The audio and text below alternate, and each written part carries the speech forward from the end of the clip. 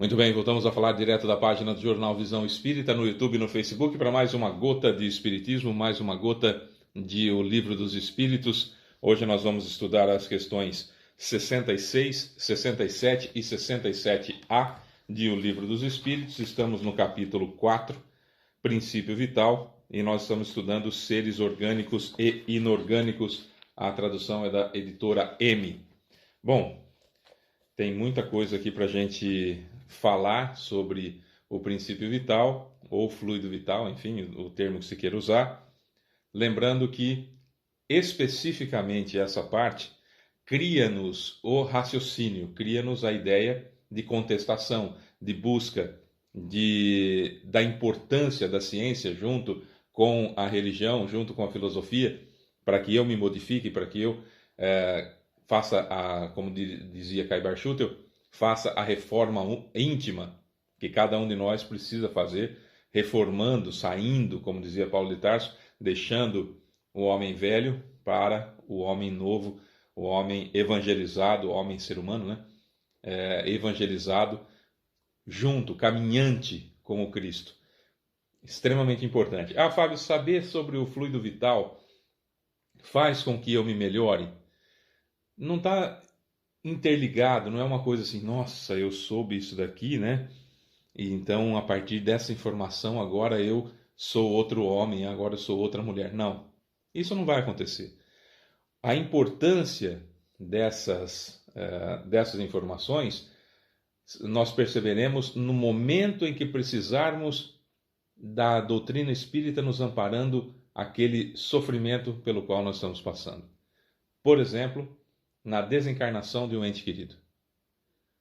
Assim que nós tivermos a visita da morte na nossa família, ou há pessoas que nós gostamos muito e nós amamos, sendo ou não da família biológica, aí nós precisaremos, essas informações são importantes, porque a gente vai entender que a matéria ficou aqui, que o fluido vital que a pessoa possuía se acabou, chegou no final, então era aquela quantidade que a pessoa precisava viver, tinha no seu planejamento encarnatório viver, então não tem nada a ver comigo, então eu não estou sendo punido por Deus porque Ele me tirou aquela pessoa que eu tanto amo, sabe, esse tipo de situação. Com essas informações a gente começa a ver diferente. E a imortalidade do espírito, que a gente sabe que a pessoa não morreu, não é? A pessoa que eu amo não morreu. O que pereceu foi a matéria. O fluido vital acabou, portanto, a quantidade de vida que a pessoa precisava nessa encarnação era aquela mesma. Deus não errou, Deus não está punindo ninguém, não foi um erro que eu cometi, seja ele qual for, e que agora Deus está me punindo. Foi alguma coisa que aconteceu no passado distante, lá com Adão e Eva, e agora eu estou sendo punido. Também essas tolices saem da cabeça da gente. Enfim, o que nós temos com isso é a base do raciocínio que faz com que nós entendamos melhor, por exemplo, o fenômeno da morte dos nossos entes queridos. Fábio, isso vai fazer com que eu não sofra? Não foi isso que eu disse? Que o sofrimento é pela presença da ausência, é pela falta que aquela pessoa me faz, fisicamente, não é? Mas se eu sei que essa pessoa continua viva, se eu sei que ao dormir, quando meu corpo dorme, eu saio do corpo como se tivesse morrido, é uma experiência que me acontece toda noite, que te acontece toda noite, que acontece conosco toda noite. Então, que é possível nos encontrarmos com quem a gente ama, começa a haver uma consolação um pouco maior. A dor vai existir, a saudade vai existir, o sofrimento vai existir, porém, sem desespero. O que já é uma grandiosa oportunidade que nós temos de continuar vivendo e vivendo bem. Você percebe que é um crescente? É um aprendizado crescente extraordinário. Vamos lá então a essas extraordinárias questões. 66. O princípio vital é o mesmo para todos os seres orgânicos? Resposta: sim, modificado de acordo com as espécies. Isso quer dizer que o cachorrinho tem um tipo de fluido vital, ou de princípio vital. A gente tem outro. A galinha tem outro. o porco tem outro, a vaca tem outro, o cavalo tem outro, o golfinho tem outro e assim sucessivamente. Tá? É isso que lhes dá o movimento e a atividade, distinguindo-os da matéria inerte, pois o movimento da matéria não é a vida. Ela recebe esse movimento, não o concede. A matéria não tem vitalidade. A matéria não tem vitalidade. A pedra não tem vitalidade. O plástico não tem vitalidade. Certo? Eu posso construir um robô e ele não vai ter vitalidade. Ele vai ter movimentos a partir da energia, de motores, ele vai ter movimentos.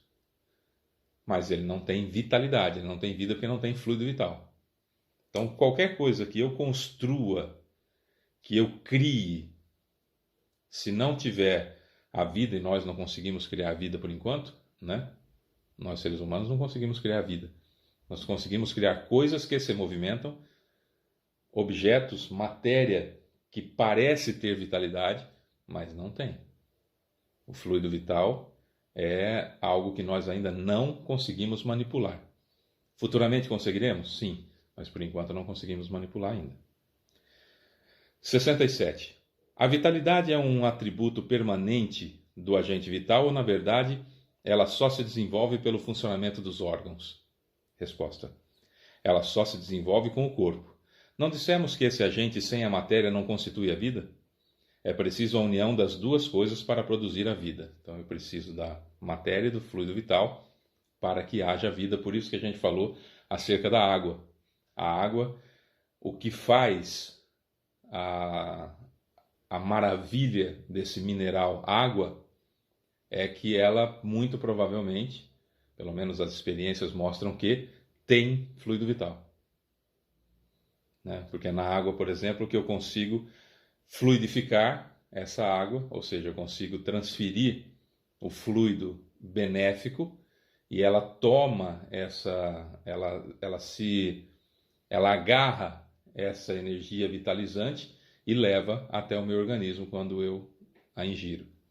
Então, essa ponderabilidade da água é matéria, essa transmissibilidade do fluido e as modificações de cristais, sendo impulsionada pela voz, sendo impulsionada pela forma, pelo desejo mental, isso mostra que a água tem princípio vital. Olha que coisa extraordinária, quer dizer, já muito além daquilo que a gente poderia imaginar, e tem muita gente que não conhece ainda a pesquisa da água, dos cristais da água, da modificação dos cristais. Seria muito bacana buscar essas informações. Questão 67A. Podemos dizer que a vitalidade está em um estado latente quando o agente vital não se encontra unido ao corpo? Sim, é isso, a resposta dos espíritos. Quer dizer, o princípio vital, que é matéria, que vem do fluido cósmico universal, ele está ali, ele por si só não é vida. Só a vida como nós conhecemos só vai acontecer quando tiver um princípio inteligente com esse fluido vital na matéria. Acho que ficou claro, né? Quer dizer, não tem como eu colocar o princípio inteligente ou o espírito, ou o princípio inteligente ou o espírito. Eu nunca fui princípio inteligente, mas o princípio inteligente que deu origem a mim, é assim que funciona, não é? Como uma semente, que a semente não é a árvore, mas sem a semente não tem árvore, certo? Eu não sou o princípio inteligente, mas sem o princípio inteligente eu não existiria. O princípio inteligente é como se fosse a semente nossa, né, de nós espíritos. Bom, para que haja vitalidade, tem que ter princípio inteligente, tem que ter fluido vital e tem que ter matéria. Aí nós temos vida. Então, há uma possibilidade, por exemplo, de haver muitos princípios inteligentes na água. A gente estava falando da água até agora, né? Que ela assume essas possibilidades, que tem fluido vital. Há também a possibilidade, e uma grande possibilidade, já de haver quase que individualizado esse princípio inteligente na água. Que existe princípio inteligente como há na matéria inerte, na pedra, por exemplo, tem um monte de princípio inteligente lá, incontáveis, porque não estão individualizados ainda, certo? Estão estagiando ali, aprendendo a lei de atração e repulsão na formação das moléculas. Tá. Na água, ele já estaria quase que pronto para ser individualizado. Quase no topo ali. Estou usando minhas palavras, tá? Quase no topo ali para se individualizar e começar no reino vegetal. Certo? Então seria mais ou menos isso.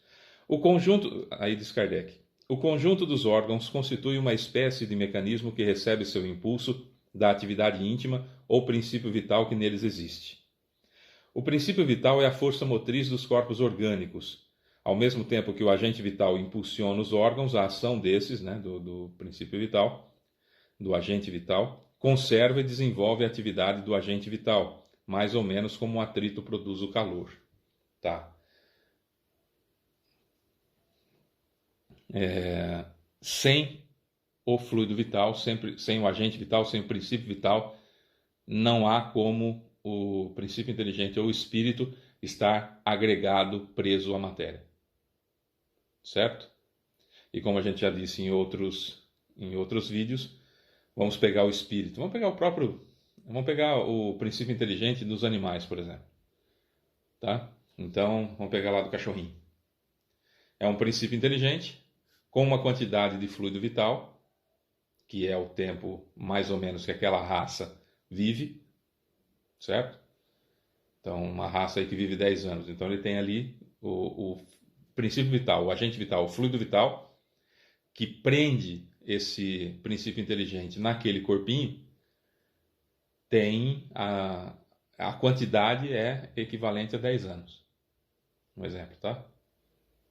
Então, quando gera o corpo, lá no ventre da cachorrinha, então esse princípio inteligente é colocado ali, que tem uma espécie de perispírito, que ainda não é perispírito, então você não vai encontrar, eu não vou encontrar, nós vamos encontrar colônia de cachorro, por exemplo, cachorro na erraticidade, cachorro desencarnado, procurando seu dono, enfim, desencarnado e sendo encaminhado para uma colônia de cachorro, tá? Isso é tolice. Então, o princípio inteligente, como a gente vai ver aqui no Livro dos Espíritos mais para frente, morreu o corpinho, já é praticamente, quase que instantaneamente colocado em outro corpinho, tá? Porque é diferente da encarnação nossa. Nós, espíritos, quando nós vamos encarnar, o nosso perispírito dá forma ao corpo, utilizando os ingredientes do DNA do meu pai e da minha mãe. No caso dos cachorrinhos, não. Nos animais em geral, estamos falando dos cachorrinhos, é formado o corpo por osmose, é formado o corpinho naquela cópia natural, né, do desenvolvimento, daí o tal do pedigree, por exemplo, né, da pureza, que é igual, enfim. E aí é colocado um princípio inteligente ali com fluido vital para ele aprender tudo aquilo que esse corpo vai se desenvolver. Ao crescimento, instinto, doenças, degenerações, regenerações, tudo aquilo que é para o corpo, para a matéria vital, aprender para que para esse princípio inteligente, quando se tornar um espírito, já tenha todos esses instintos de conservação todos prontos, automatismos todo pronto, etc, etc. A gente vai falar mais disso mais para frente também. Só para a gente entender o mecanismo. Então, morreu um cachorrinho aqui, é que acabou o fluido vital, não tem mais fluido vital, a matéria volta a decomposição, vai à decomposição, o princípio inteligente que estava ali com aquela espécie de perispírito é retirado dali pelos espíritos responsáveis por isso, elevados responsáveis por isso, e já vão colocá-lo em uma cadelinha prenha, já onde tem ali um cachorrinho que ainda não tem princípio inteligente, vai ser colocado ali com a quantidade de fluido vital, etc, etc. Por isso que o cachorro vai atravessar a rua e é atropelado, morre atropelado. Essa informação fica no princípio inteligente, que vai ser colocado no outro cachorrinho. Esse cachorrinho, por exemplo, da ninhada toda dos irmãos, é aquele que quando chega para atravessar a rua ele para. Os outros vão atravessar e morrem atropelados. Ele para. Olha para um lado, olha para o outro, não vê carro, aí ele atravessa. Por quê? Porque já tinha passado por essa experiência.